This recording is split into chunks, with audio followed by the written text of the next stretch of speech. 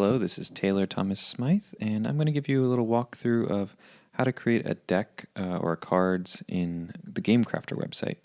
I recently did another video about the Game Crafter, a full walkthrough, so you can check that out on my channel, but wanted to get a little more kind of granular today.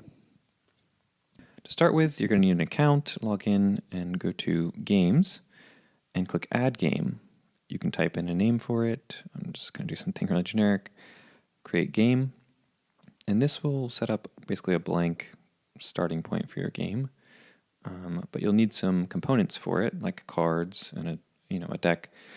So you go to Add Custom Component, and the Game Crafter recently redid a lot of this, so it looks a little newer to me. But you can go to Cards to see kind of all of your options, or you can just type straight in here. I'm going to do a poker deck, which is kind of the most standard card size. So you click Add to Game, and it will add a poker deck to your game in the Game Crafter. Then you're going to want to customize it and things, but this page will kind of be where you upload everything, but it also has the templates and all the kind of specs for it. So you can click the proofing overlay. This is, I just want to kind of give you an example, overview of what this is. This shows where the bleed lines will be, where the card gets cut. And in a minute, I'm going to show you the other kind of main template. So you can kind of get it in different formats. I like PNG for this example. So kind of a quick walkthrough of everything that's on here. First, it tells you the dimensions at the top, 2.5 by 3.5. This gray area on the outside will not be in your final card. So that's basically going to get cut off. That's called the bleed. The safe zone, indicated here by the dashed blue line, is just an area where you don't want to don't let any important words fall over that line, otherwise they could get cut off because sometimes the printer varies just a little bit. The trim line is that red line, that's exactly where it's going to be cut, and the bleed zone is an area that's most likely that most of that's going to be cut away. So if you have any designs that you want to spill off the edge of your page or of your card, you'll want to extend them past that. And lastly, the border area is indicated on here.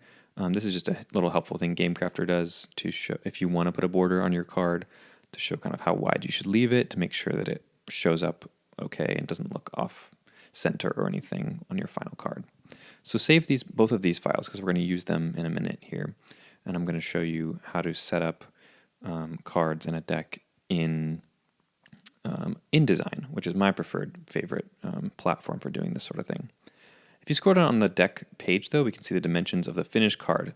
They are 2.5 inches by 3.5 inches.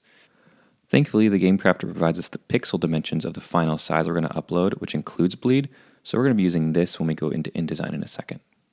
Remember back here we talked about the bleed? The bleed is 1/8 inch on each side. That's a standard bleed, by the way, for any kind of print project. Unless otherwise specified, it's usually 1/8, which is 0.125 inches. But anyway, we're going to open InDesign, and we're going to be using the pixel dimensions, which is what the Game Crafter recommends. So we're going to switch the setting to pixels, set this to the dimensions here, 825 by 1125. So you'll just type those in here. It'll automatically set to pixels if you've set the units there, and hit create. You create, and then we're going to start with layers. This is the most helpful thing to be able to have these guides. We're going to create 3 different layers here. The first one we'll call bleed overlay layer. We're going to put that bleed template here in a sec. Next one we'll call the guide overlay layer, and this is where that kind of more detailed guide is going to go with all those extra lines. And the content layer, which is where we're going to actually design our card content. Drag it to the bottom because you want it to be below these guides. Go to Place and find those files that we saved earlier, those templates. For this overlay one, we're using this file. Drag it into place, make sure it lines up. It's the exact dimensions because we calculated it correctly. You can lock that layer just so you don't accidentally move it later. Do the same thing with the bleed. You go to File, Place, or Command D, and add that bleed file from the Game Crafter.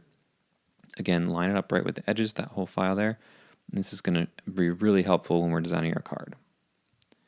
You can hide and unhide these layers.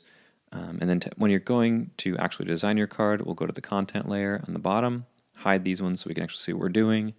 I'm just going to make something really simple today, just a blank colorful shape just so we can demonstrate how bleed works. I don't really like this color, so we'll just use this. Add a text box. Those guides are just things InDesign adds, so that's not connected to actually where they're going to be, anything on your card.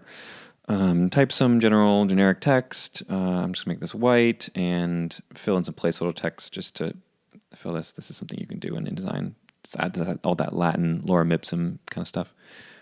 And then we can turn on and off our guides to see which area is going to be cut off. The red area on that one and the gray area on that one are what's going to be trimmed away in the bleed zone. For this one, I'm going to go to Effects and lower the opacity a little bit so I can kind of see it overlaid over my actual design. And again, you can hide and unhide that as you see fit. So really simple, kind of straightforward process. This is really helpful when you're setting up your cards. I would highly recommend setting up with layers for each, so you can design your cards this way. We're going to unhide that, go to File. Remember, we don't want to export it with the guides on, so make sure those are unhidden. Unhidden, is that the word? Hidden. Export it as a PNG.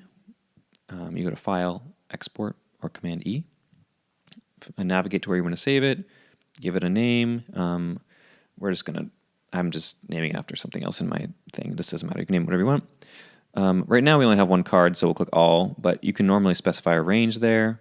Resolution should be 72 dpi because that just will keep it kind of the exact dimensions we gave it. You don't need it to be transparent because we're making opaque cards. Click Export, and it will export your file. When we're back in the Game Crafter, we can add this. I'm going to use a different design for my back of my cards. That's what you're uploading here. This is the thing that's going to be the same on all of the cards. You can, if there's a couple cards you want to be different, you can change that. But most decks have a generic back of the card that's the same across most of the cards. So you can add that here, and you'll see a little preview of it. And this yellow thing means you need to proof it. So you click it, open up the proof window. You can hide or disable the cut lines. The color filter just helps you kind of see a little bit more accurately what the color is going to look like when it's printed. Click Approve, and you're all set for the back. Now you can add cards to the deck and work on the fronts of the cards. So you just start with going to Add Card, and when you scroll down here, you'll see kind of that first card. You can, it'll show you that's pulling the back of the card from the deck up here, the setting up here, but you could choose card and make a separate back for this one if you wanted. Click the Upload button, add a face. We're going to add the Book of the Blood. This is from my game, the Triumvirate, which is based on my book series, Kingdom of Florida. Same thing here. Click the yellow button to proof it. Every card has to be proofed. It's just so you double check that you've seen how it's going to trim, and with and without the cut lines. Again, those will not appear when you print it. Even if you had it enabled, when you click Approve, those will go away. This is just totally for your benefit to make sure you know how it's going to cut. But the Game Crafter does not include those guides on there in the proofing window. So don't worry about whether you have it enabled or disabled. That's totally just for you. We can also go back to our game. You would do that. You would add all your cards that way. You can see the cost. It kind of adds up as you add cards and things. And it suggests a box for this card type of thing, the card poker deck. So you go to add another customizable component. Packaging is where we can see all the different options we have. We have poker cards, so we need a poker sized thing. So it's suggesting the poker tuck box, which is pretty standard, really simple, kind of the cheaper option. You can print all on all sides of it. It's like a thing they cut out and kind of fold up, just like any other kind of game you might buy at the store. When you click it, you can see all the specs. If you want, click Add to My Game, and you'll be presented with a similar window as we did with the deck. Same thing over here with the templates, dimensions down here. Again, PNG to see what it looks like. And when you pull it up, this is what your template will look like. It shows all the trim lines. This is a little more complex than the deck, but the same principle. So you can do the same kind of thing there. The dimensions are at the bottom, or you can use the dimensions of the file to create your InDesign file. You'll see when you added the tuck box that it updates the price accordingly.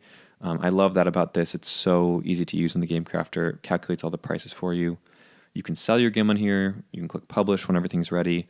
You can view the shop. You kind of get an interface page I'll show you in a second for one of mine. And at a glance, all the different pricing points here. If you go to pricing, you can set all these things. So The markup is how much in addition to the cost. The cost is how much it costs to actually produce the materials. TGC is the game crafter's royalties that they get for every time you sell this, and designer is where the royalties you will get. Sorry, I'm moving kind of fast, but you can always pause this and go back. So just to show you kind of once you have a game, but I'll show you what that window looks like. You get a splash page for your thing. You can customize the logo for your game. It's really great. You can set all these different, requirements, ages, add a description. You can even add videos to this. I created a walkthrough for how to play my game, which was really fun. You can see which components are included in this deck. The poker deck, the poker tuck box. You can see thumbnails of what these images of these items look like. That just shows the back of those cards. Other stats like reviews and when it was published.